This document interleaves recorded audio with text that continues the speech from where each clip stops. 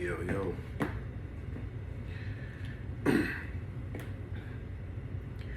I was reading this morning, and it's a couple of things just to. I'm not gonna lie. I'm enjoying the fact that I'm 90% back to how I used to think, how I used to move and see things and stuff like that. To me, I felt like I was a better person then. Some people feel like I was cold, or I was whatever they depict. But I read the Proverbs a day, every day, every morning. So today is the 24th of the month. Proverbs 24 is what I read. And I have decided to let people see what are the scriptures that really hold Pavel to Pavel, right? And the challenge is, if a person feel like that I've been in these type of situations and didn't use these methods, first of all, I'm not going to say that you were wrong. I'm going to say that as a man, I may have done that. But you best believe if I did, there were consequences. And God gave me those consequences, and I accepted those consequences and knew that that was the consequences of. All of that is wisdom. Because a lot of the times we get consequences for the things that we do, but we don't realize that those consequences fit for that action, which is a little bothering, because that means that you commit a lot of actions that you can't even put the consequences with, you know. So, but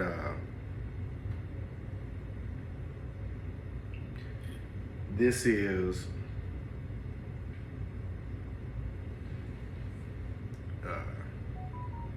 some of the principles that I,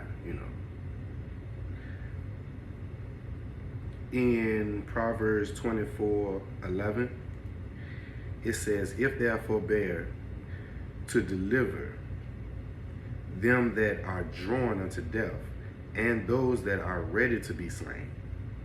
If thou sayest, Behold, I knew it not, do not he that pondereth the heart consider it, and he that keepeth thy soul, doeth not he know it? And shall not he render to every man according to his works?" So basically what this saying is, if I should know that you're traveling down a road that will kill you, or if I know that the people are setting up to kill you, or like in a literal state, or any of that nature, if I know any type of harm is ready to come to you, and I do not put you up on game,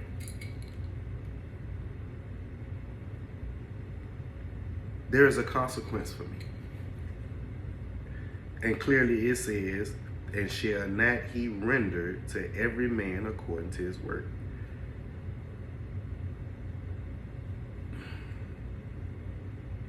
Okay, as I read, I ran across another, which is 24:17. "Rejoice not when thy enemy falleth, and let not thine heart be glad when he stumbleth. Lest the Lord see it, and it displease him, and he turn away his wrath from him." This is a deep one for me. This is a severely deep one for me. Why? Because, first of all, beyond popular belief, I love to an extent that most people don't. I really care for people that really, really don't like me. I really love people that really, really have set me up to get killed, set me up to get robbed, all kinds of things, but it never happened. Why? Because God intervened. You know, bad bones saying that I'm telling. You know, I've even been subject to, they felt like I was having a lot of sex at one time, young, you know, to say that I had AIDS, and 1 minute I had herpes, and it was a lot of stuff throughout my life, you know, so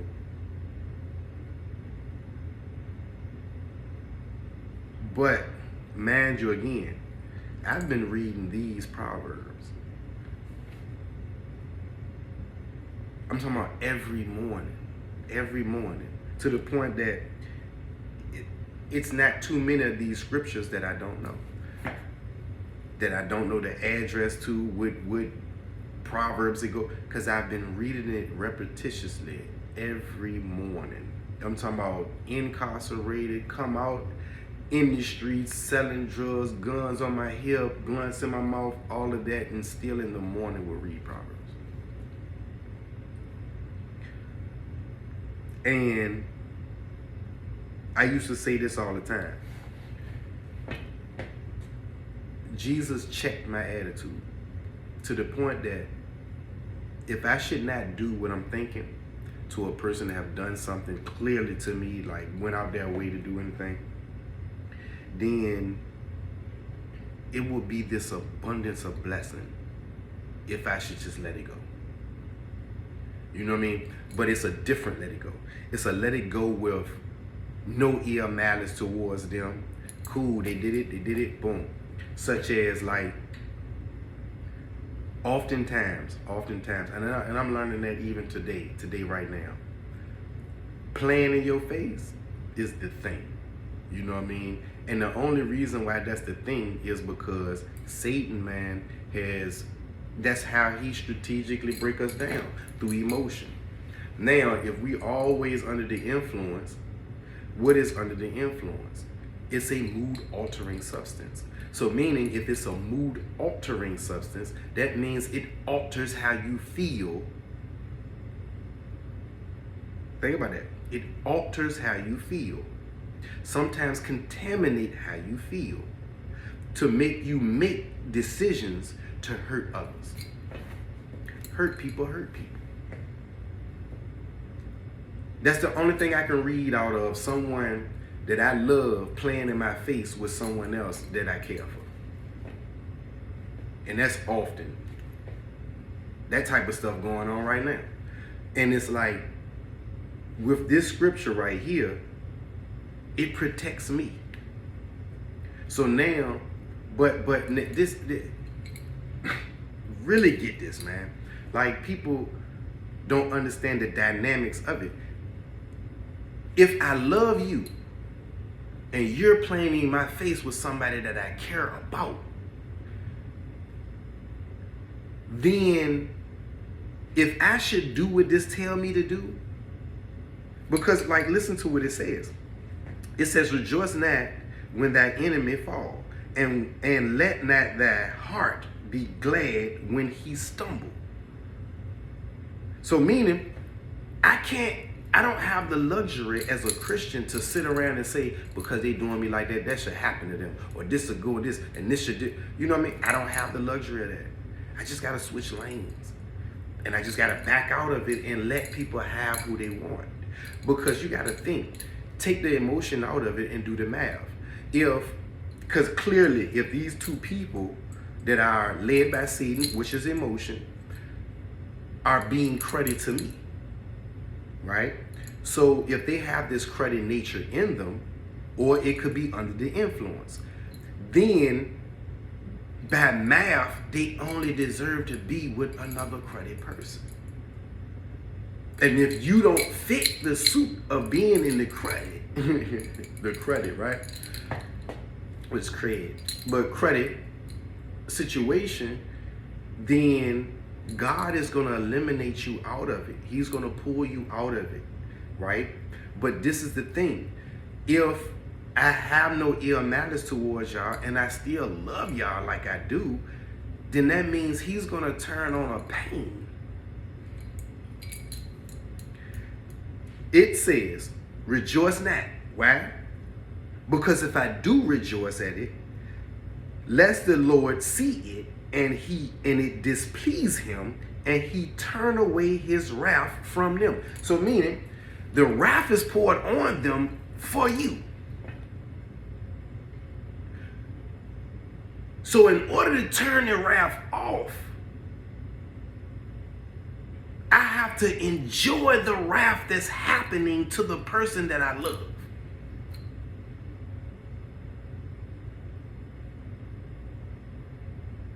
Let that marinate. Let that marinate. That's deep, dog. That's deep. That's deep.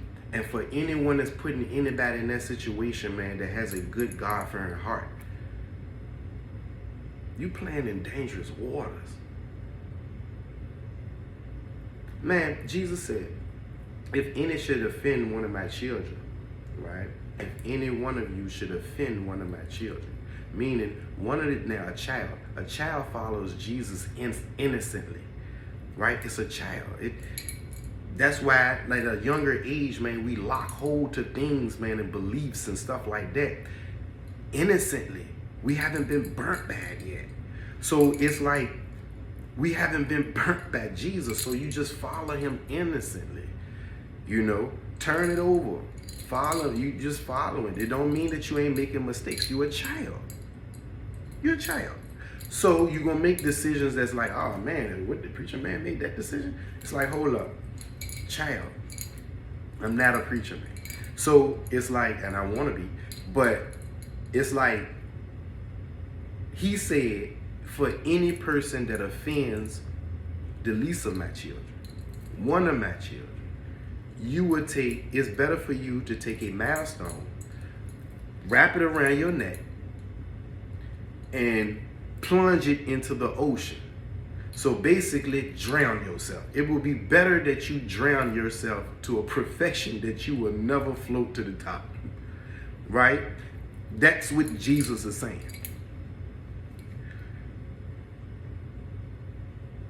But do you want that type of wrath on somebody that you care about?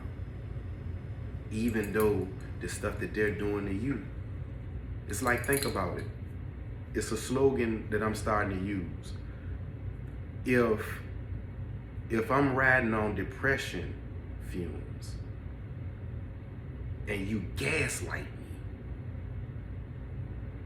what's the math? What's the equation to that? Gaslighting a person riding on depression fumes. That's an explosion, man. Right? And then every explosion, nobody knows the casualties that's going to happen but God. He controls the outcome. So he controls whether, when you gaslighting a person riding on depression fumes, he controls what happens on the back end of that. That's just truth, man. That's the reason why even in courts, they give this leniency for crime of passion. You know what I'm saying? They give the leniency for crime of passion because at that point, who can control themselves? With that amount of hurt that you dish to a person. See, we don't get to say how much hurt we dish into them. We just get to say if we're going to do the action. You know, that's a deep concept, man. It really is. It really is. Okay, so I go down to 21, right? It says, my son, fear thou the Lord and the King, and meddle not with them that are given to change. For their calamity shall rise suddenly, and who knoweth the ruins of them both?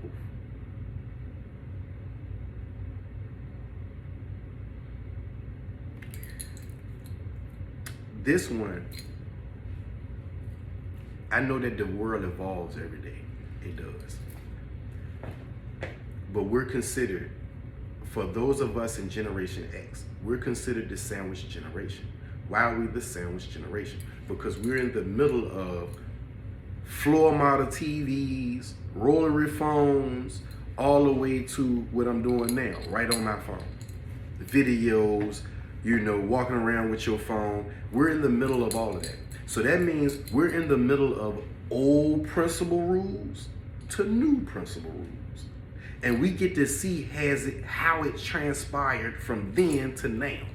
And we get to see, did that work better then versus what's going on now? Because back then, we were taught to take care of each other. Each one teach one. I scratch your back, you scratch mine. Today's society is more of a self-centeredness. Take care of you. Take care of your peace. Take care of your whole domain of you. That don't let nobody interfere with. Now think about that. But this world is built off relationships. Two people that share a common bond. But if I desperately put myself in a place where I'm just thinking of me, how can I share a common bond? I run into people, man, that so hooked on themselves being themselves and loving how they conduct themselves versus how you. So, and then they have made a place in their heart, a reservation that says to keep you where you belong. What does this look like? Man, the common argument is, what are we eating today in a relationship? What do you want to eat? Oh man, that argument is so strong. Why has that become the strongest argument today? Because everybody want to be different and they want to stay them. I don't want to fix you food that I'm fixing for myself. What do you want to eat? It will blow their mind if you say, I want to eat what you eat. Like a robot. You can't want exactly what I want. Why not? Why not? For this reason, a man and a woman leaves their mother and father and cleaves to one each other. For no longer are there twine, which is two, they are one flesh. Finish each other's sentences. Love the same teams. Love to travel the same places. Have the same destination in mind. Equally yoked. Satan has put this thing in our minds, in our hearts, and in our emotions to try to sever. A house divided can't stand. If you always upstairs and I'm always downstairs,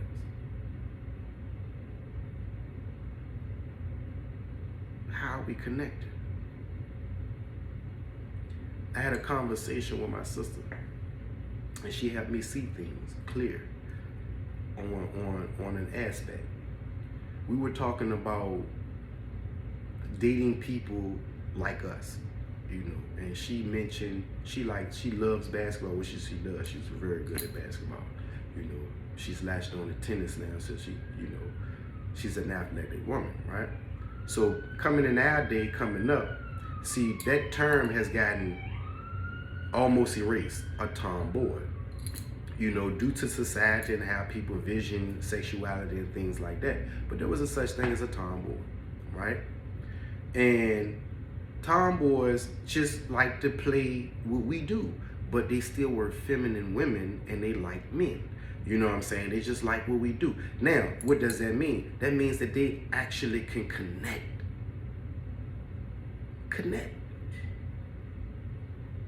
To be honest, she don't even realize that she's a perfect helpmeet. But society, man, is messing things up. Satan is messing things up. Well, I'm getting off track. she said something like this. She said, being that I love basketball and the person I was dating loved basketball, right? Then I had a full understanding of things, such as, hey, look, we going to the gym, you know what I mean, run a couple of joints, might hear the dudes on, hey, look, man, we got next, man, we waiting on you, woo, woo. Now, in her head, being that she's a basketball jock, she knows the whole layout. You're going to get there. Y'all going to run next. If you do run, you know what I'm saying, and y'all almost won, you still have the adrenaline, so you're going to call next. Next might be a couple of teams down. So you're looking at like a 4 to 6 hour situation. How does she know that? Because when she goes, it's the same process. The love for the basketball, the love for playing it. When she said what she said, because I used to live it, I understand that too. Now what happens is that gives security to be able to trust the person. Because y'all are equally yoked. You understand. They don't have to force you to understand. You know, they don't have to come up with something to make you get an understanding of what you understand. You in it. Y'all in it together.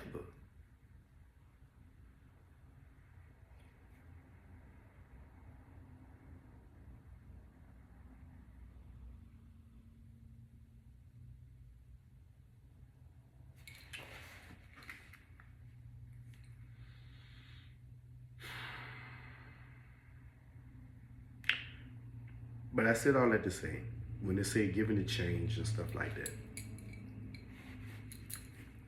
in Christianity, it was a way we came up. Truthfully, at that time, it wasn't a lot of ironclad, scientific, whatever, right?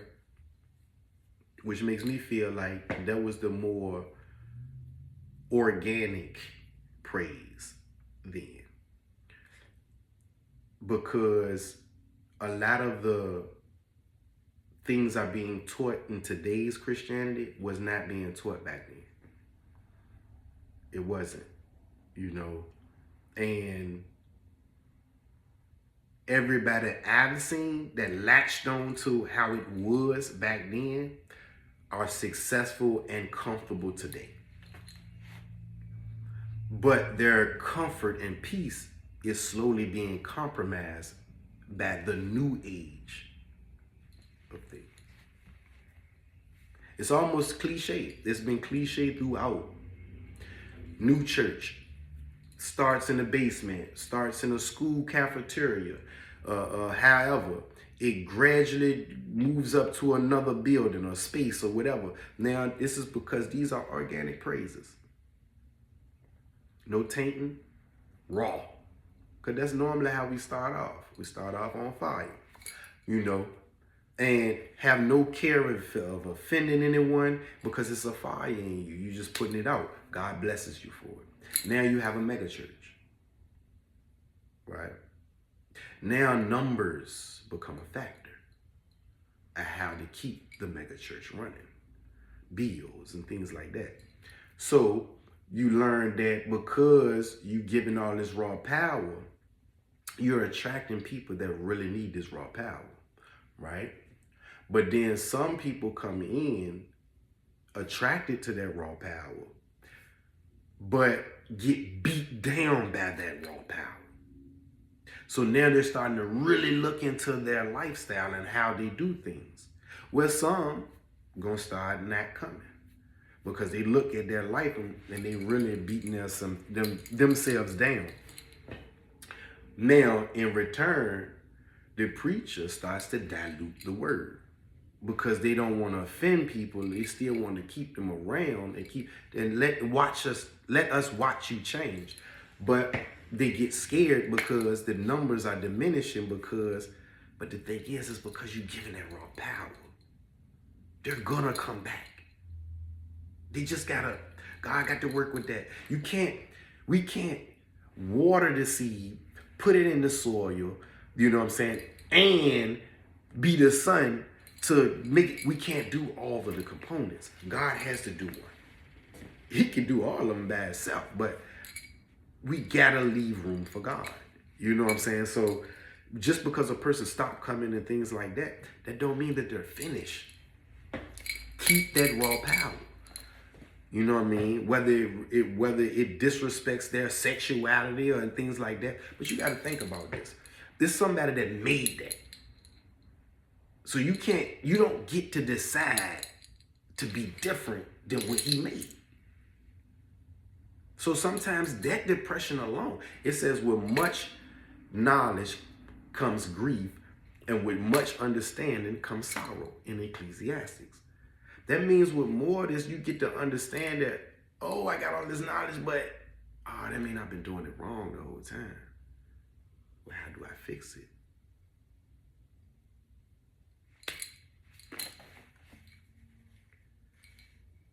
Fixing is not jumping on board. That's not how you fix things.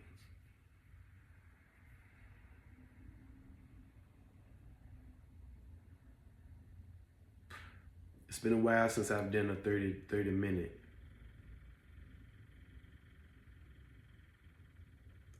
But I made a couple of mistakes here recently that God had to check me on, you know. And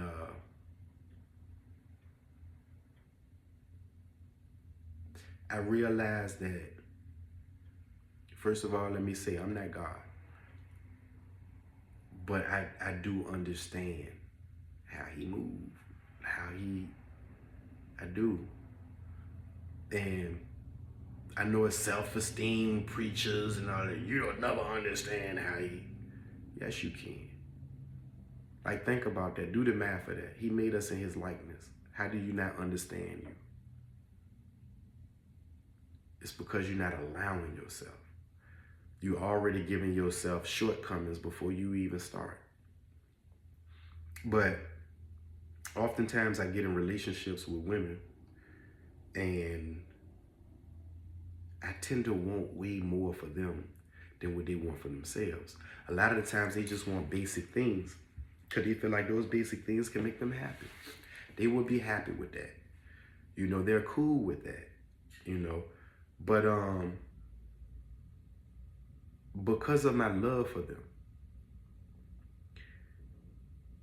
yes, that hair look good. And yes, you know, the beautician put it in real good.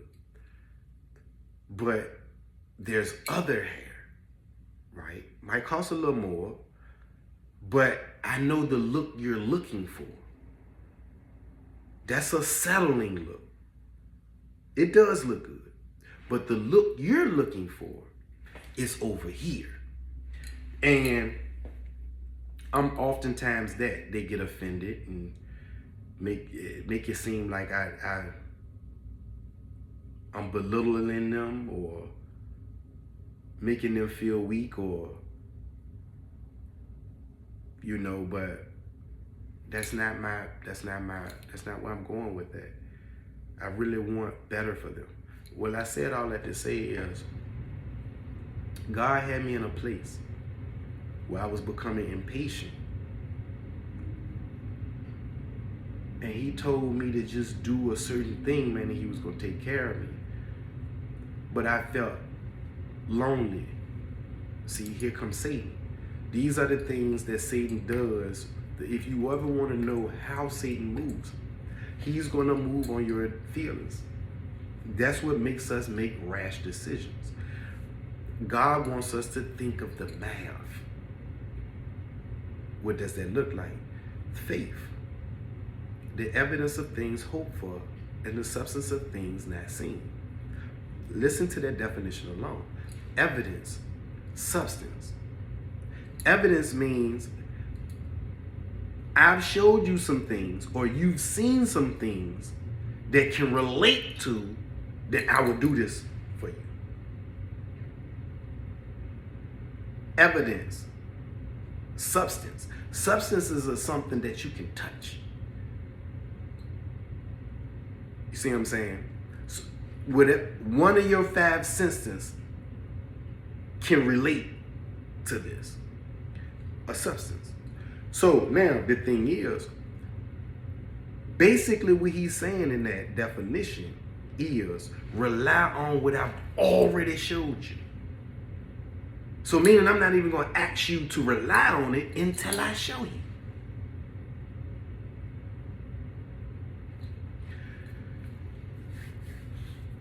He had me in a better place. Satan had me feel lonely. He made me feel like I had to fix something, or I had to,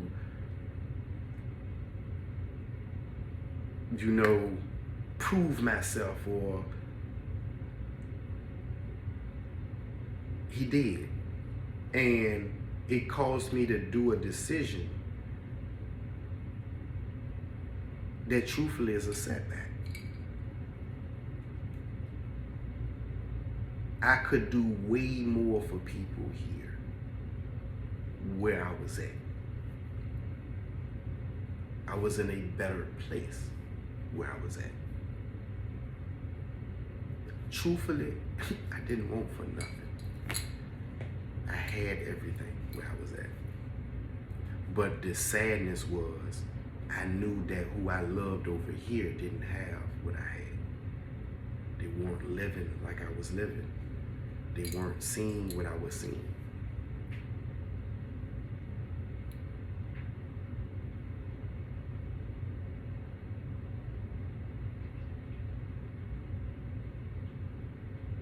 And you just keep hearing all of every time you touch in with somebody there,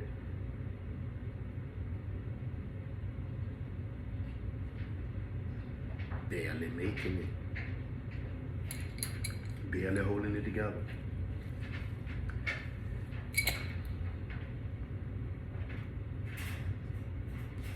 So I pray, God, you fix this for me.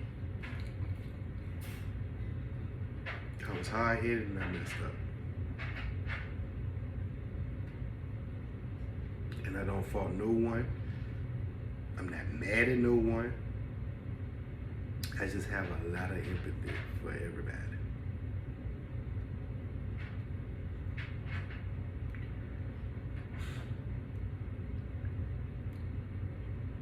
I pray that you continue to watch over my children. Keep them out of hurt, harm, and danger. Keep me out of hurt, harm, and danger. My family out of hurt, harm, and danger. And I pray for all those that wanted to cause me any hurt, harm, and danger. Knowingly and unknowingly. In Jesus' name I pray, amen.